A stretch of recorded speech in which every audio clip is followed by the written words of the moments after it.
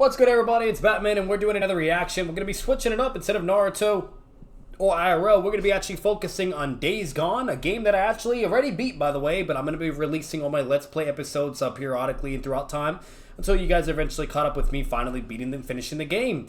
But this game was really incredible, by the way. If you guys have not played it or have not seen it, I would definitely recommend to watch all my Let's Play videos on Days Gone so you can see the whole story and everything, because I play and do literally everything.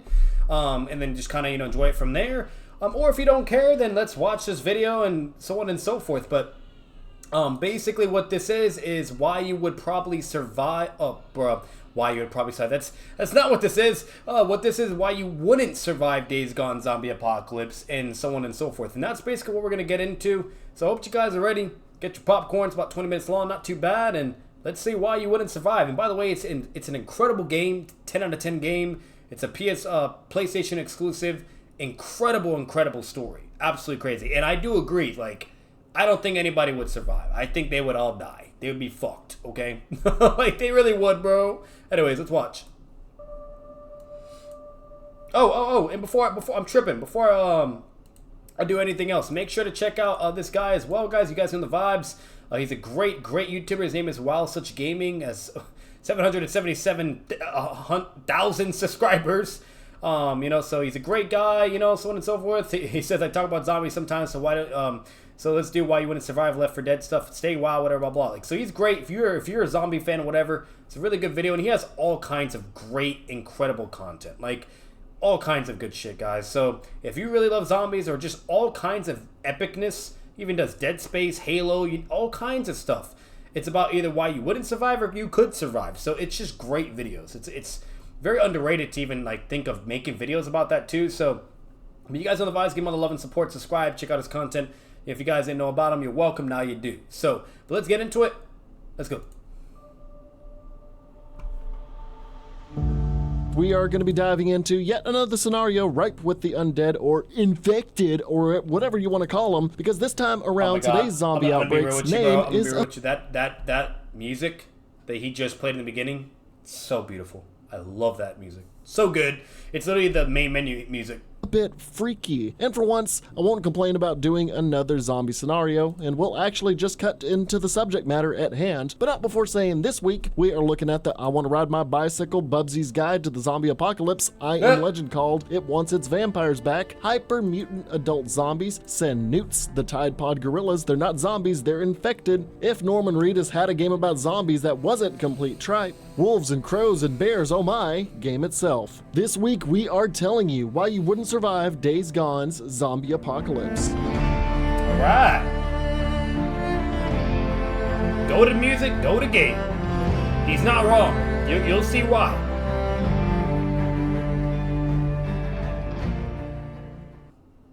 Your time is valuable. Graduate faster. Yeah, ECPI University. It was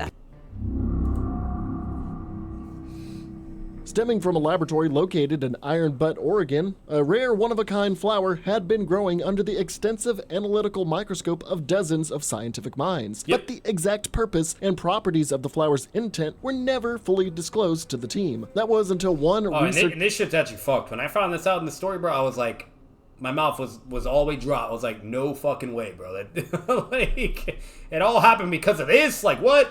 Intern David Gorman began to pry and investigate what was truly going on. Attempting to convince his colleague Sarah Whitaker of a potential conspiracy, he was told that it wasn't worth the trouble. Despite Sarah's better judgment, David broke into the lab and stole a sample of the virus that he had been working on. But unbeknownst to him, David accidentally infected himself in the process and had become an unknowing carrier. Making a grand escape, he fled to Portland to attend an environmental convention in order to expose the research lab to the world. However, during his travels and wading through thousands of people at this massive gathering, David had passed on the infection to anyone that drew close to him or the things that he had touched, coughed on, or sneezed on, or even pissed on. Yep. Aim correctly at the turlet, fellas. This virus was highly, and I mean highly contagious. contagious. I mean, if Snoop Dogg and Willie Nelson were two strains of infectious virus, they wouldn't come close to how high this infection rate is. Spreading through the air to a short degree,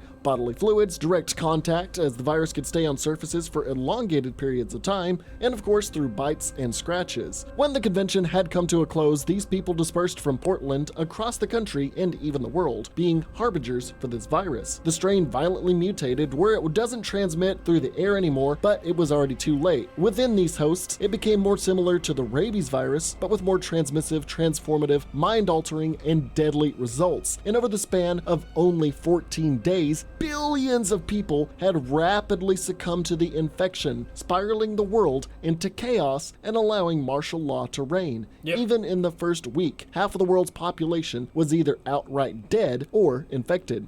Yep. Due to the malicious nature of the infection, those with either weakened or lowered immune systems or non-fully developed immune systems were among those who outright died before the virus could manipulate their nervous system and brain activity, meaning children at the age of 12 and under and the elderly in their 60s and later would quickly die out, as some scientists describe this horrific phenomenon as their bodies not being able to handle the infection's mutations at the cellular level. Those that did survive, well, it could be easily said that death was a much more desirable outcome for them and those around them, for they were completely changed into the infected, known as the Freakers. Akin to the infected of 28 Days Later, and more importantly, Left 4 Dead, and eventually I Am Legend, they are still infected people that need to breathe, eat, drink, and all the other necessities of being a living, breathing human, with all the same weaknesses as humans who need their vital organs and brain functions, but also with the added bonus of rapidly evolving in short periods of time. Unlike the infected of Left 4 Dead and 28 Days Later, who will just viciously attack survivors with no motive and then mindlessly roam about until they will eventually die from either malnourishment, exhaustion, or dehydration. The Freakers of Days Gone do have some semblance of self-preservation and will not only eat human flesh like a generic zombie, but also eat any available food and drink any water nearby, allowing them to survive for years to come. This is where the events of Days Gone begin to take place 2 years after day one of the pandemic. It is in this post-apocalyptic wasteland that our main protagonist, Deacon, must face the varying forms of the Freakers as well as psychopathic survivors as he scours the landscape to survive while searching for his long-lost wife. Now, I usually discuss the story a little more, but there's not much to the story outside of just trying to find a cure and fighting the infection. We have discussed time and time again how humanity will descend into unruly mayhem once law and order have been thrown out the window. It's a tried and true method of Isn't it just crazy though that there's all this crap, billions of people from a goddamn planet? Like, But in this case, we won't discuss factions like the Rippers. you guys as those thought are fungus was bad from Last of Us. Shit, you know. independent variables of society that have nothing to do with the actual Freakers themselves. Although the fictional organization of Nero would act in a similar fashion to the CDC or the WHO or any number of government organizations. But when it comes down to it, and if you somehow weren't among the first people and animals that were unknowingly infected and escaped the chaos of the pandemic's onset, you would have a lot set out before you to hinder your chances at survival. Now, the infected known as Freakers or hooligans can be seen in a whole lot of different forms and can be transformed by this That virus. horde right there was the biggest fucking horde in the whole game. It's literally the biggest horde, bro. When I first saw that and I had to fight that, bro, oh my god, I almost cried. In the stage 1 version, And mind you, I did it, and I did that shit like with like ghetto ass equipment. I wasn't even stacked yet, bro. I didn't have bro. It was crazy that I was able to do it that early in the game, to be honest. I was actually very proud of myself. But you're actually supposed to do that horde towards the end of the game, not the beginning of the game. We're in the middle. of what are called swarmers, making them violently aggressive, nearly feral in nature, and adapt to a more cannibalistic diet. It will also see to covering the body in lesions and bloody pustules, while also making the host go through hair loss, as if everyone were a main character in Breaking Bad. Since this particular virus was being bioengineered for militaristic purposes, it's easy to see why the mutations of the disease would give enhanced strength, agility, dexterity, and speed. Being able to outrun anyone not physically adept enough to follow the simple rule of cardio. They can also overpower most normal and unarmed people, allowing them to sink their teeth in, or at least maul you a wee bit, most likely meaning your demise, either by being eaten alive or beaten to death, or becoming infected. Being able to genetically spread through bites and scratches is one thing, but the fact that no one person could be a carrier of the virus for once and not being immune, considering the 100% infection rate, is a whole other story. Most zombie scenarios have that slim chance, even if it's 0.01%, that you could either be immune to the virus or that you could be an asymptomatic carrier of the virus, but Days Gone decided to say fuck it and said, nah, you're just going to become one if you get bit. You aren't entering the genetic lottery on this one. Now, they aren't the most dim-witted of creatures either, and will retain some modicum of their former selves and see to changing their clothing and mess around with tools and utensils. But beyond their superhuman capabilities and strength, speed, and basic animalistic intelligence are their more profoundly terrifying trait.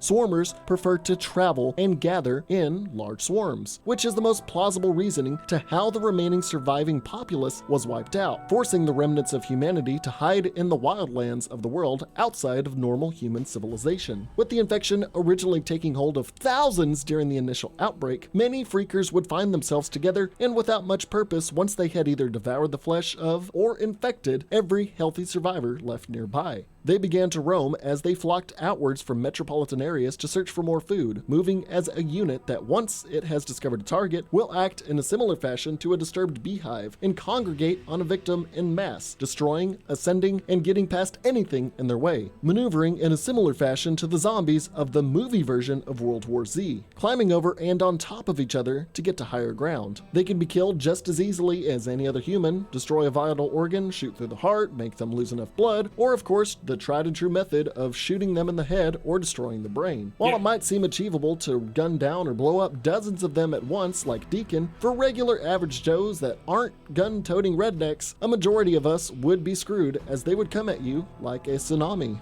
Now, it could be said that pure instinct drives them to gather in droves, but it can also be stated that these creatures secrete pheromones that attract each other from far distances. These pheromones could also be integral in scouting out healthy survivors, somewhat like the Walking Dead's walkers, who are able to discern the difference between the living and the dead purely through smell. They are most active during the night as they prefer the guise of darkness, considering during most daytime hours, freakers and most of its variations will be found in caves and abandoned buildings hibernating, but will not hesitate to attack in broad daylight if given the chance or awoken. So they aren't going to be afraid of a little vitamin D, unlike I Am Legend's vampire-like beings. But due to this, they are still easily susceptible to being temporarily blinded by sunlight at first or by flashlights and fireworks. If allowed to exist long enough, or if they have any pre-existing conditions or lifestyle choices, some swarmers will evolve further into a more deadly or generally annoying to combat creature, such as the Bleachers. No, not the place where you would go to either smoke weed or make out with your friends in high school. No, the Bleachers, who have undergone further mutations in terms of strength and speed, pretty similar to their swarmer brethren in terms of attack patterns, but will tend to act as loners with a bit more uncontrolled speed, and with a rougher and thicker hide to withstand more damage from external sources. For those who barely made it over the age restriction and somehow were not outright killed by the infection's ravages of the body, those between the ages of 10 to 14 would have their body frame and so I'm gonna stop it here because we're already at the half-minute mark.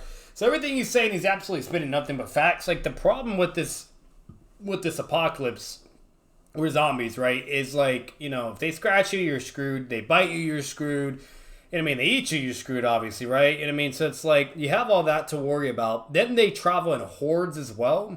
And nighttime is a no-go. I mean, they're more enhanced, right? They're faster, more agile, stronger, you name it, whatever. And then you got special infected, bro. Like, it's like, what do you do at that point, bro? Then you got, like, all kinds of cracked special infected zombies. Like, not a lot, but there's a couple of them, you know what I mean? So it's like, it's really tough. And then you even have, like, normal wildlife that's trying to kill you. You know what I mean? Like cougars, wolves, whatever.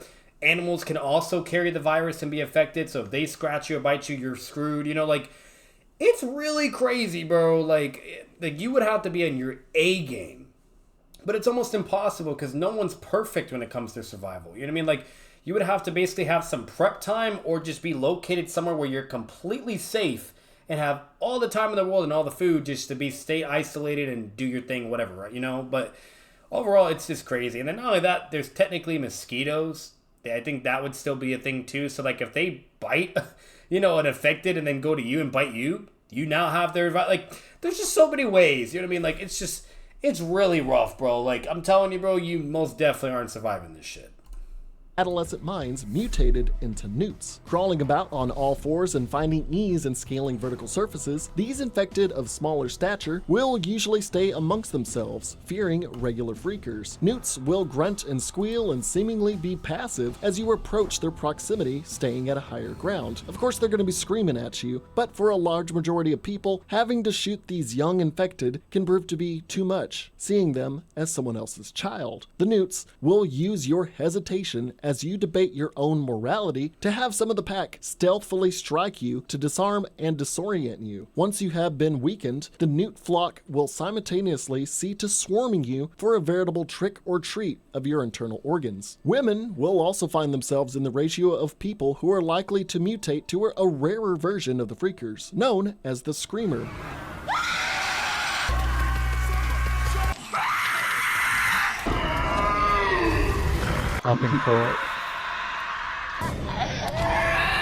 Oh boy, zombie games sure like using the archetype and name of the screamer. Seemingly malnourished and frail at first sight, she doesn't seem like much of a threat, but due to the unique mutations that the hooligan virus made to her vocal cords, lung capacity, hearing capabilities, and even the lengthening of her jaws, usually standing still to better hear the sound of possible survivors, once she has spotted a healthy survivor, will screech at supersonic volumes in order to rupture the eardrums of survivors into a state of shell shock. This loud burst of sound will also ring the attention of swarmers in the immediate area to descend on you while you're trying to get your bearings, and you're basically just sitting there with your hands on your ears, freaking out. Taking quite a reach amongst the swarmers could possibly be the Reachers, probably amongst the most evolved and deadly of the freakers, who can run at speeds of up to 40 miles per hour, donning razor-sharp claws to quickly slit your throat, cut you to ribbons, or puncture your body repeatedly, leading to bleed out before you can even succumb to the infection it spreads. While developing gorilla-like hair growth, this guy is going to be a little too much for you to handle even if you have the best weapons at your disposal. And what kind of zombie-like epidemic would it be if there wasn't a roided-out musclehead to knock you on your ass? The breaker being the results of the virus manipulating either high levels of male testosterone or metabolic steroids. I feel like I've heard this before. Much like men with over-the-top levels of either testosterone or steroids in their system, these bruiser types will be prone to anger-fueled outbursts and can even be seen to attack other freakers, ripping them limb from limb.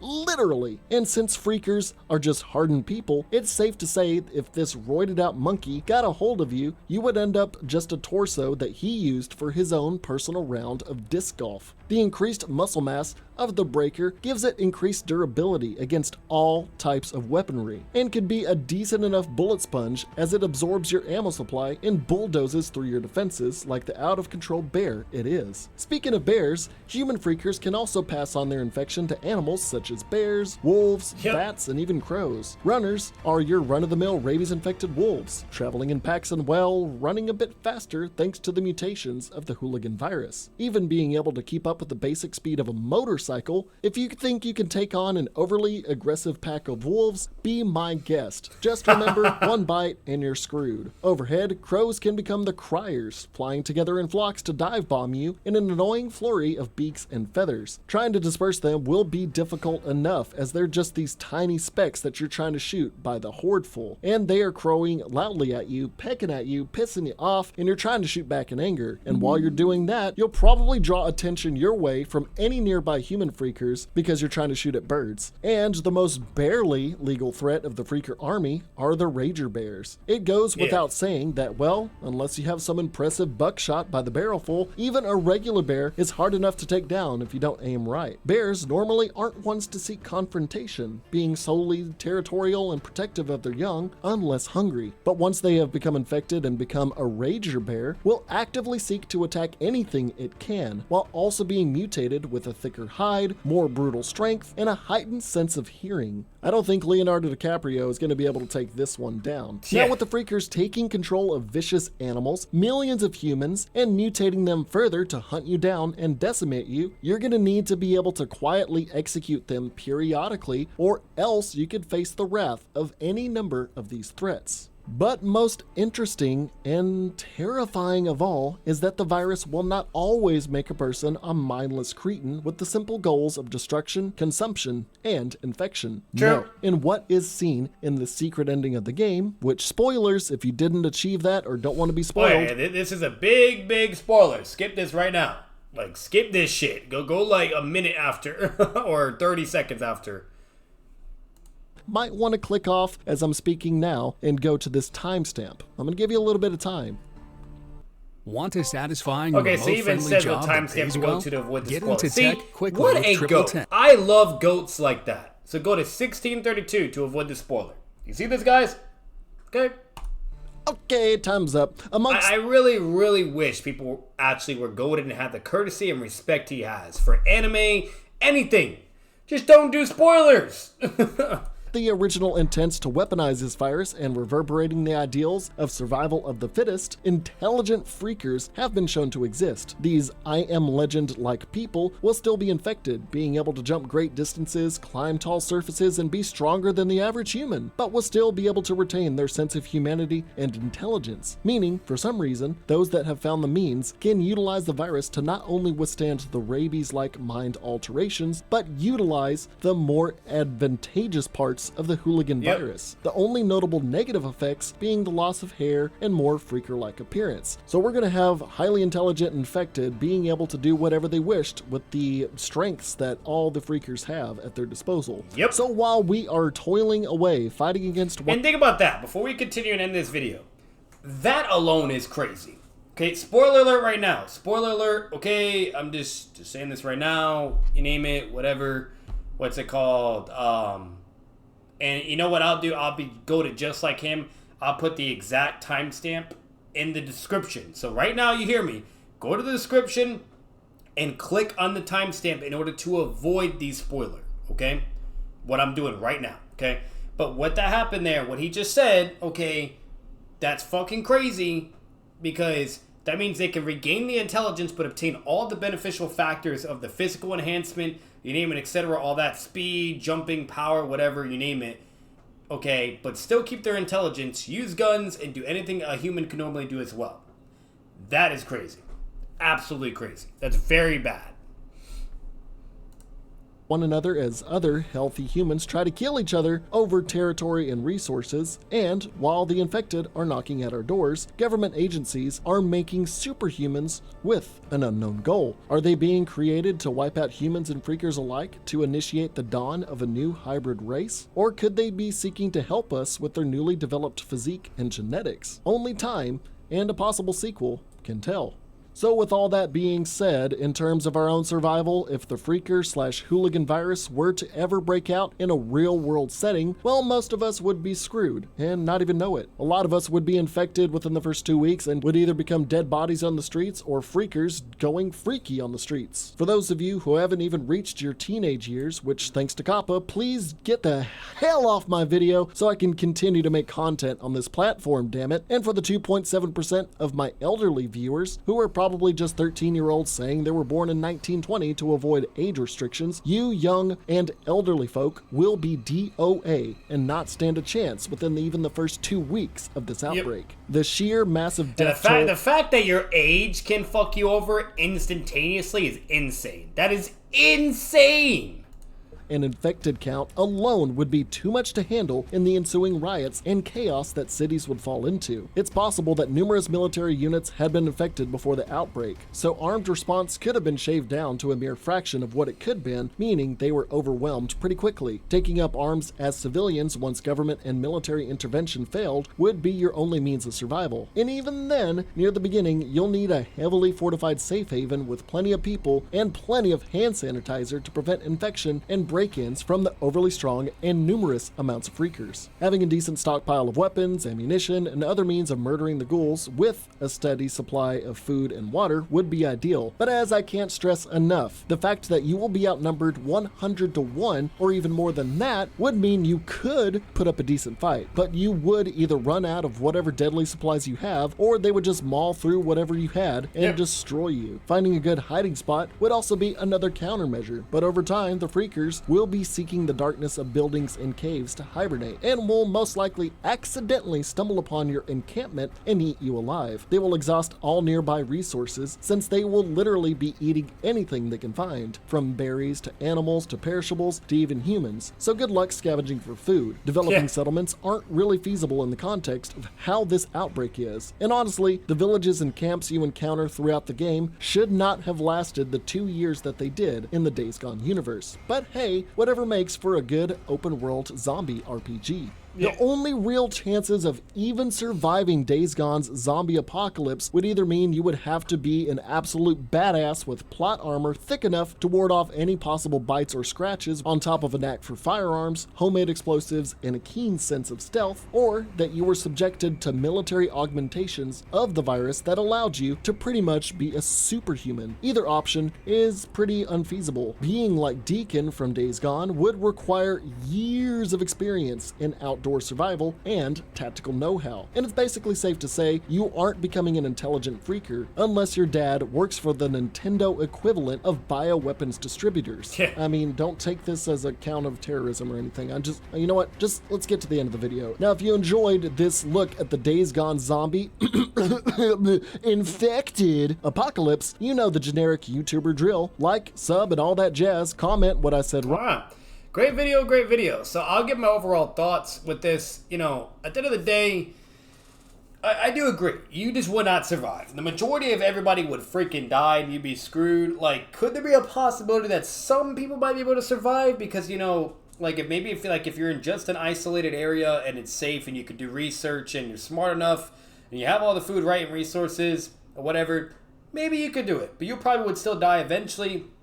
Or whatever, or like let's say you're even able to enhance yourself, right? And like what we saw towards the end with the spoiler and whatnot, you know, like, and so on and so forth. Like, it's like even if you could do that, that doesn't really guarantee survival either. It just gives you benefits, whatever, blah blah. But all it takes for either a big horde of infected to find you and get to where you're at, or for other smart people to get to where you're at, because humans can also be a problem as well. So it's like, no matter what, I'm going to be honest with you, you probably would not survive. I don't think anybody would. But if I'm being generous, okay, maybe like 1%, right, out of 99 that could survive somehow. You know, but I highly, highly doubt it. And it is what it is. And the only reason why people are even surviving in the game is because it's literally a game. They have plot armor, you know what I mean, so on and so forth, you name it. And it has to be designed in a way where you can have fun and interact, right? It can't be realistic. If it's realistic, then it wouldn't be a good game, you know what I mean? And it would be boring. So, like, overall, like, that's kind of what you're working with, but very, very great video from him. If you guys enjoyed, make sure to leave a like, comment your thoughts down below. Subscribe for more content on the channel. Let me know if you guys ever played this game, if you actually really had a lot of fun, if you liked it or if you didn't. What do you think? Do you think you could survive? And you name it, so on and so forth. Very curious. But as always, guys, Batman out.